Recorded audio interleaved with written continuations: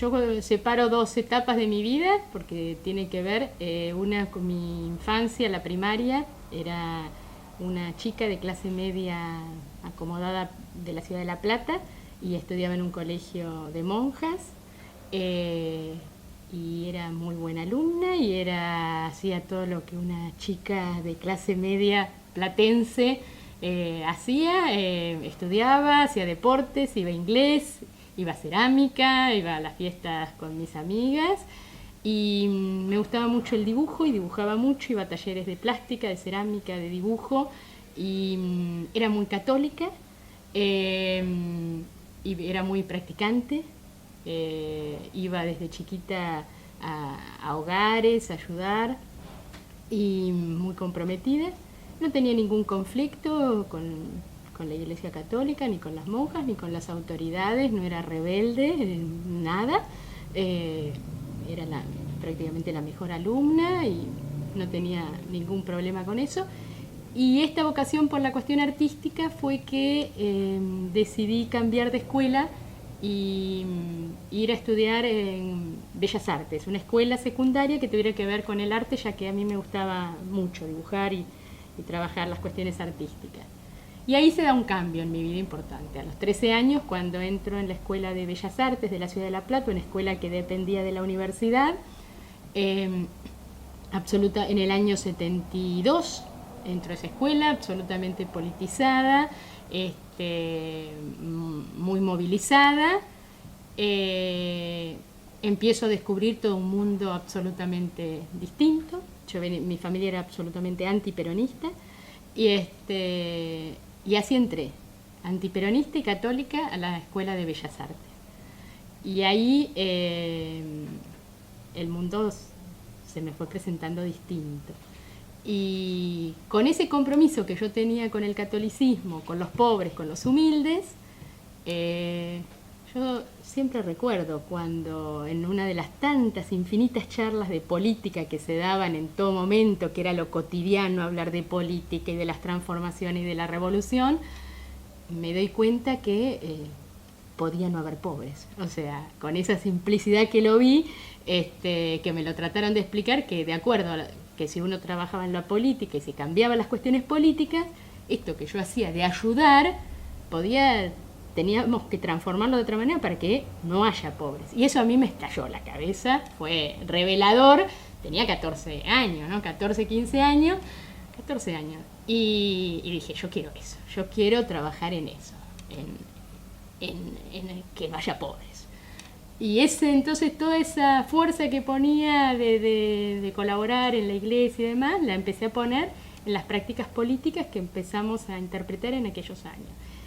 Que eran variadas, que eran jornadas solidarias, que eran lecturas, que era ayudar a un barrio, que era ir comprometiéndose más con la realidad. Lo que pasa es que la realidad que empezaba a tocarnos era una realidad muy violenta. Y esa sí es más difícil de interpretar. La militancia es dejar de pensar en uno mismo para ir pensando en forma permanente en el otro. Es correrte vos del eje central y pasar a ser un grupo, pensar en lo colectivo. Y a mí eso, hasta el día de hoy, me sigue enamorando. Lamentablemente, estábamos signados por estas cuestiones de tanta violencia, pero si podemos hacer corrernos de ese eje, las prácticas de la militancia era muy linda, era la participación, era alegría, el compañerismo, el compromiso, el tener un objetivo que era el bien común, salud, educación, trabajo, ayudar. ¿Quién no puede estar de acuerdo en eso? Eso yo lo rescato. Y los compañeros solidarios que estaban pensando en eso, era muy lindo.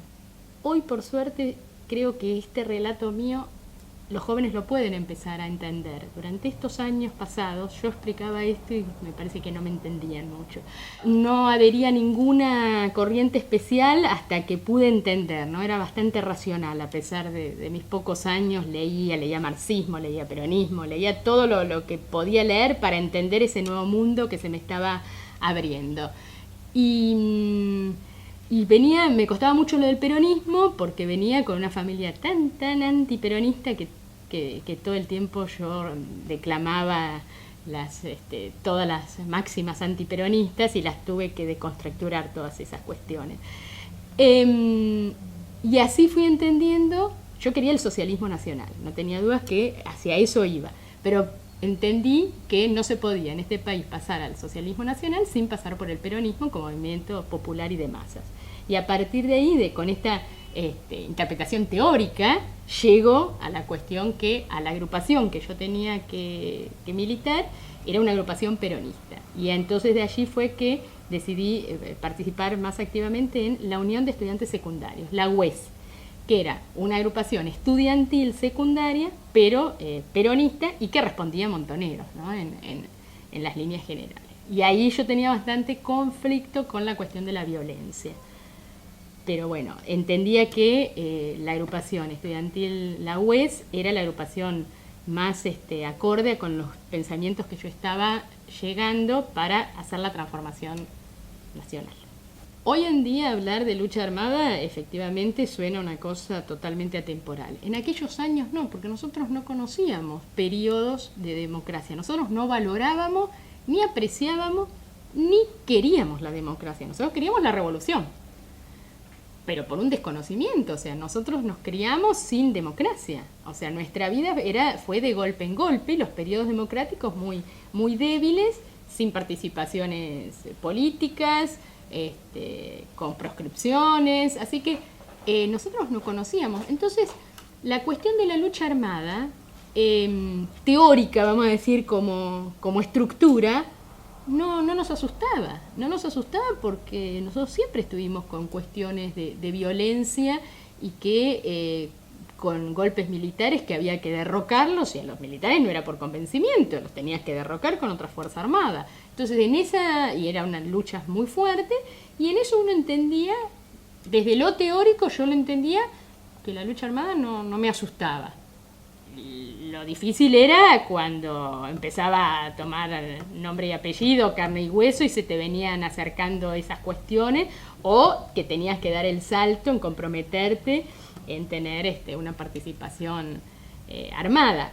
Yo ahí puse mi límite, no lo acepté, me quedé con una participación estudiantil, era hasta donde yo podía dar. El 24 de marzo no fue tan significativo para nosotros en el sentido que era crónica de un golpe anunciado, ¿no es cierto? Así que en realidad hubo varios indicios que nos iban dando que la cosa se iba a ir complejizando bastante. Yo siempre marco un hito que a mí me marcó, que iba a ir mostrando la ferocidad, que en el año 75, en diciembre del 75, aparece colgado en un puente de la ciudad de Berisso un compañero muy querido por nosotros de la UES, Patulo Rabe, que yo había estado con él hasta el día anterior prácticamente, tenía 18 años, y lo fueron a buscar y lo mataron y lo colgaron en un puente. Ahí fue un indicio muy fuerte de que la edad no iba a ser un elemento para no venir por nosotros. Y ya todo enero, febrero se vivía un mundo, una sensación muy extraña de varias cosas, y el golpe militar ya se anunciaba. Así que cuando llegó el golpe, que era que yo estaba en mi casa y demás, ese día no fui a la escuela, ya era lo previsto. La marcha boleto estudiantil, como yo decía, en el año 75, cuando estaba complicada la cuestión de organizarnos, de allí es que buscamos un motivo bastante que nuclea a todos los estudiantes para poder encauzar alguna lucha. Y fue que salió el reclamo de un boleto estudiantil. Pero esto fue en el año 75. Hicimos una marcha grande y demás. Siempre lo señalo porque sería imposible pensar la marcha en el año 76, ¿no? Para las cuestiones históricas era imposible. En esa marcha, que fue una marcha más dentro de otras acciones que hicimos los estudiantes secundarios, los de las escuelas técnicas hicieron reclamos muy importantes, y así distintos sectores estudiantiles iban haciendo reclamos. Este fue uno más, de los cuales yo estaba en cuarto año, o sea que no encabezaba la marcha, sino que tenía compañeros de quinto y sexto año que encabezaban la marcha, tampoco María Claudia y de los chicos Francisco López Montaner, que éramos más chicos todos, o sea, fuimos, pero no éramos cabecillas de las marchas, ni mucho menos. De allí lo que quedó es que, por un lado, una satisfacción de que bueno, la organización, las luchas estudiantiles, a pesar de los momentos adversos que se vivían, sirven. Y después es que algunos continuamos militando con mayor compromiso y otros no. Entonces, a quienes van a buscar en septiembre del 76 era a militantes de la Unión de Estudiantes Secundarios, independientemente de haber ido o no haber ido a la marcha, ¿no es cierto? Que eso le da mayor complejidad histórica en el sentido de que fueron a buscar militantes, no fueron a buscar chicos que pasaron por una marcha, nos fueron a buscar a nosotros considerándonos enemigos políticos por participar de una agrupación estudiantil, ¿no?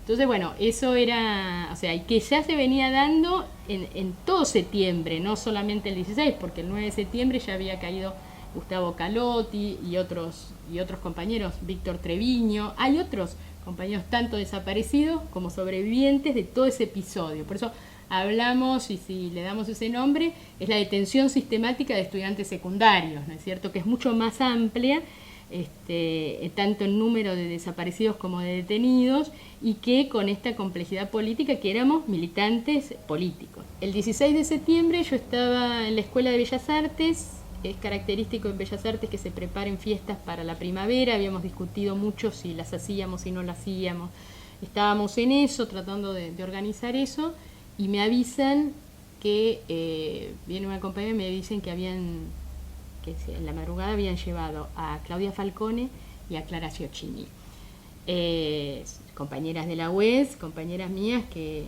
yo había estado hasta el día anterior con ellas, ¿no?, trabajando. Y ahí la verdad que si bien todo este tiempo habían levantado y se habían llevado muchos compañeros, cuando me dijeron eso la verdad que me asusté mucho. Y llamé a mi papá que me venga a buscar a la escuela, estaba muy asustada y bueno, mi padre me dijo, bueno, nos vamos a algún lado, ¿no? Y yo cuento esto porque refleja la época, ¿no? Y yo le dije, yo no puedo dejar a los compañeros, yo me tengo que quedar, no puedo dejar a los compañeros. Eso era lo que se vivía y el compromiso con que hacíamos las cosas. Y me quedé en mi casa y bueno, en la madrugada vino una patota armada, encapuchada, en nombre del ejército argentino.